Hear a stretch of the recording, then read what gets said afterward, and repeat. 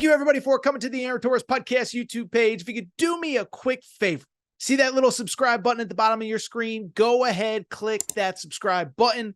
Really does help our channel grow, our audience grow, and I really do appreciate it more than you know. So click that subscribe button. Appreciate your support.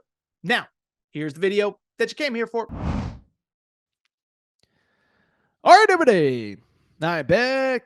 Good to be back. So tell you what, it is late May. Most of the college hoop stuff is largely, I would say, done at this point, but there's always some lingering news this time of year. NBA draft combine is done. The deadline is the 28th. And there's a lot of players that are kind of figuring things out. Am I coming back? Am I in the portal? What is my situation?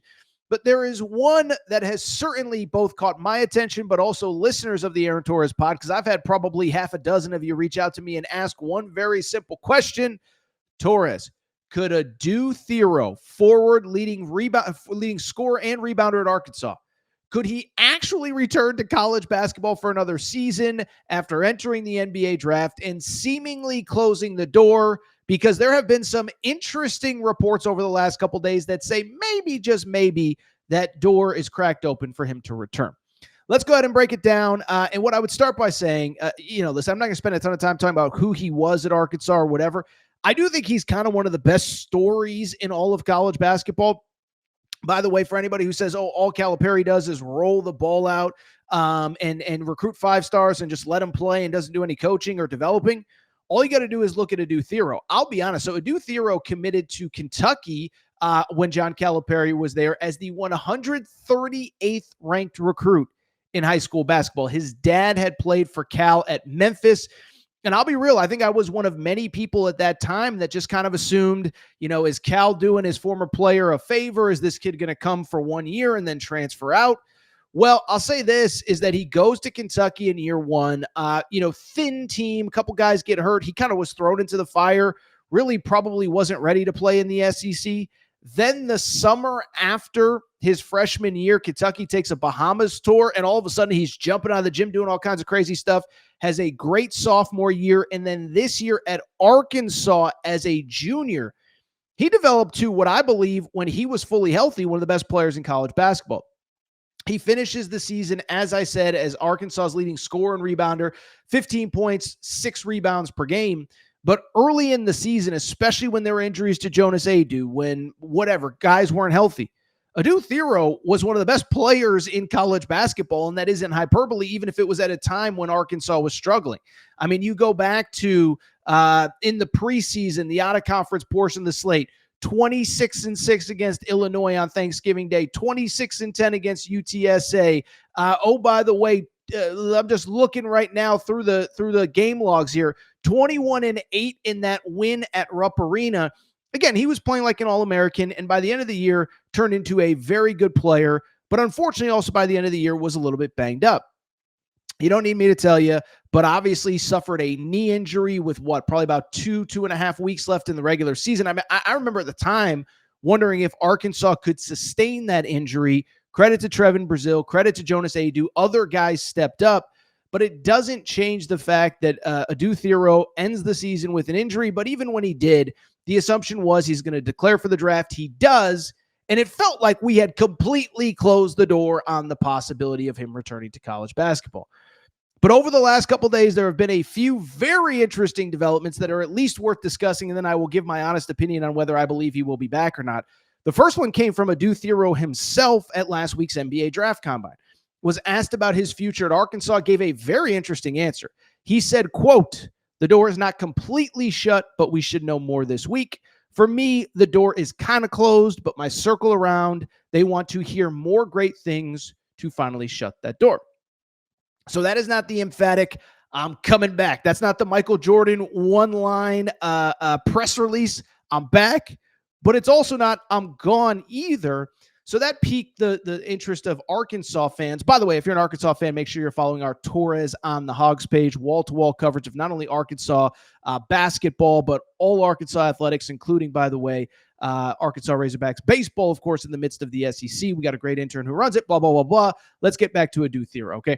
So he says the door is pretty much closed, but it's not completely shut. The exact quote was, "For me, the door is kind of closed, but my circle around, they want to hear more great things to finally shut that door." But then the one that caught everybody's attention was Matt Norlander, CBS Sports. I like Matt. Actually, the last time I saw and talked to Matt, ironically enough, I was sitting next to him at the Arkansas Duke basketball game at Bud Walton Arena when I went down. And what would that have been? December of 23, I think was when that game was played. Anyway, I haven't talked to Norlander since, but like him, have respect for him. And on his pod, he was kind of just going through some of the big names out of the combine that have not yet made decisions. Gets to the Arkansas guys. He kind of lumps Adou Thiero in with Carter Knox. And he says, quote, "Couple of names for you, Adou Thiero and Carter Knox. I think they both wind up back at Arkansas. Maybe Knox got a little bit more positive feedback than was expected, but we'll wait and see on that. The emphasis, I think they both wind up back at Arkansas." This certainly got Arkansas social media fired up, but I'm here to say this. Respect Matt Norlander, like Matt Norlander. By the way, respect Adou Thiero, who didn't close the door himself. I would be stunned. I would put it at less than 5%, maybe less than 3% if Adou Thiero returned to Arkansas. I don't think it's in the cards. I don't think it makes sense. And I don't want to say that there's not a spot for him because Arkansas probably could use maybe one more front court player. But I think with how this roster was retained, I just don't see it. I think it's a fun story to discuss here in mid to late May. I just don't see it happening. First of all, I'll be honest. I don't even know what the argument, what would be let's take off the Arkansas glasses and let's just have a big boy conversation here, okay? What is the legit argument for Adou Thiero coming back, right? Because I think from Adou's perspective and from whatever perspective, whether it's a reporter's perspective, whether it's Adou's perspective, whatever, what would be the argument for coming back? Because I think even when you peel that back, it doesn't really make sense, right? So first of all, guys at this time of year decide to come back for all sorts of different reasons. They're not going to get drafted where they want to get drafted. They can develop more in college basketball and improve their draft stock.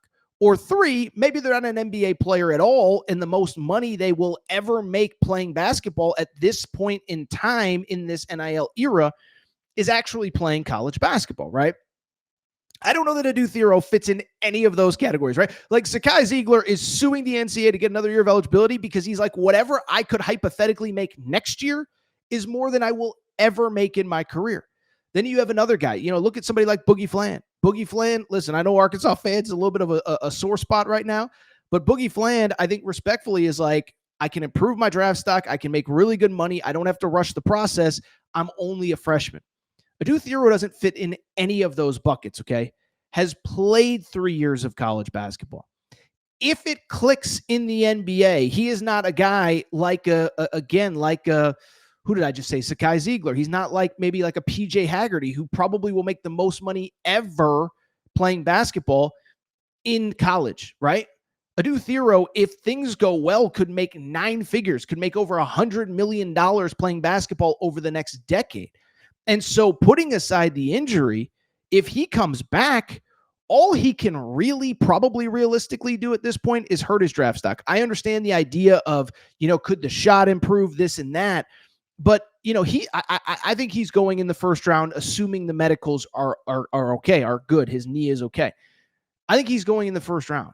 Is that guy as a third-year college basketball player, is he really going to improve his stock from somewhere between, did I say third round? I think I said first round. But I think he's going somewhere between 20 and 30. An NBA playoff team who needs a dude that can step in and play next year is going to take him.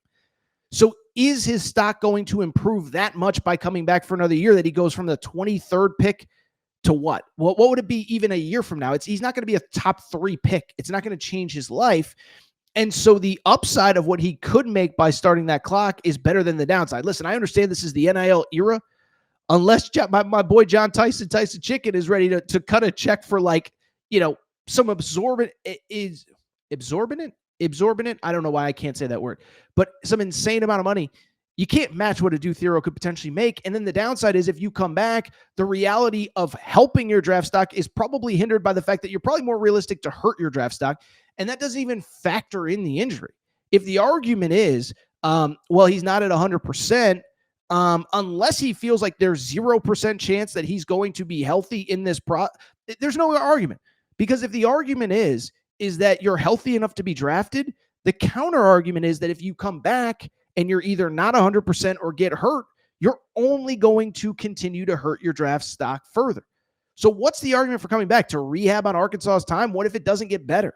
What if, what if the play on the court doesn't get better, but the knee does? I mean, there's too many variables. And then the other thing, outside of why it doesn't make sense, I think that part of this, and this is the part, and it's not a knock on Norlander. He's great at what he does. But when you start thinking about how the Arkansas roster has come together, listen, I'm always hesitant to use the word promises, like, oh, a promise was made here, a promise was made there. But when guys come back to a certain school without even entering the portal, I think there's a baseline understanding of what their role is going to be, right? So like DJ Wagner, does DJ Wagner come back to college or come back to Arkansas if he thinks there's a chance that Boogie Fland could withdraw from the draft and come back to Arkansas? Probably not. By the way, that's why Arkansas really never pursued Boogie Fland once he decided to return to college basketball. Because at that point, you have to tell DJ Wagner, dude, I know you started and you were awesome late, but Boogie wants to come back. What are we going to do? You just screwed over DJ Wagner. Or what are you going to do? Bring Boogie back and have him come off the bench? Then you screwed Boogie Fland. What about Darius Acuff? What about Malik Thomas? And so it's the same in the front court, right? Listen, none of us want to see injuries happen. We don't want to see injuries happen. I think we all understand that. But once that injury did happen last year, who completely stepped up and changed the trajectory of maybe his entire career? It was Trevin Brazile. We've talked about him. Double-double against Kansas, double-double against Ole Miss in the SEC tournament. He was one of the best big men in college basketball over the final probably 3 to 4 weeks of the season, which directly coincided with when Adou Thiero got hurt. And so again, you never want to wish injury, especially on a kid like Adou, who just seems like the sweetest kid in the world. But you never want to wish injuries on anybody. But the fact is, Trevin Brazile stepped up. And when Trevin Brazile stepped up and when Trevin Brazile decided to come back to Arkansas without even testing the portal, what that said to me is basically John Calipari sold him on the exact same role that you were playing to end last season. That's the role that you are going to play this coming season. And so again, it's not disrespect to Norlander, but like, if you're just thinking about how this roster came together, if you're thinking about the unofficial promise that has been made to Trevin Brazile of like, if you come back, there's going to be a bigger role for you. Now, what are you going to do? You're going to bring back Adou and put him at the 4, and now all of a sudden Trevin Brazile's got to go back to the bench when you promise it. I don't want to say promise, but when it's kind of understood that if you come back, you're going to have a bigger role. Then the counter to that is, what are you going to do? Put Adou on the bench? He's going to be a second-round pick at worst this year, probably a first-rounder, and you're going to bring him back to the bench? It doesn't make sense. And so listen, there are arguments to be made about, is Arkansas's roster complete? Is it not complete? What do they need? All that. And I'll let Arkansas fans decide. We had the conversation about Calipari saying that they may be set with pending Carter Knox's decision. I'll let Arkansas fans decide if they should be set, if they need more shooting, if they need another big body. But first of all, remember, they got Malik Ewan and Nick Pringle. They got Trevin Brazile. They got the Ratali kid from Lebanon. That's 4 big guys right there. I don't understand it. I don't think there's a spot for Adou Thiero, and I don't think it frankly makes sense. And by the way, in defense of Norlander, like, I think he probably said it in passing and didn't think it would make headlines that had people asking me about it. But I think that's the reality. Is Adou Thiero, listen, I loved watching him play college basketball over the last 3 years. I've loved watching him develop. But as I said, I'd put it at less than 5%. Better chance of the Mavs winning the lottery, except that thing was probably rigged. But anyway, neither here nor there. I don't think Adou Thiero is coming back.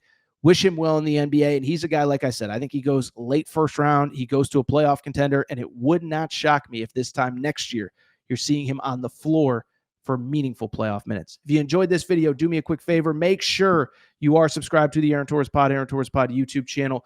New clips, new videos going up every single day. Even here on Memorial Day weekend, I ain't slowing down. I got stuff pre-recorded. I got all sorts of good stuff, but I do hope everybody enjoys a great Memorial Day weekend. Full episodes back on Tuesday. By the way, if you're an Arkansas fan, make sure you're following Torres on the Hogs.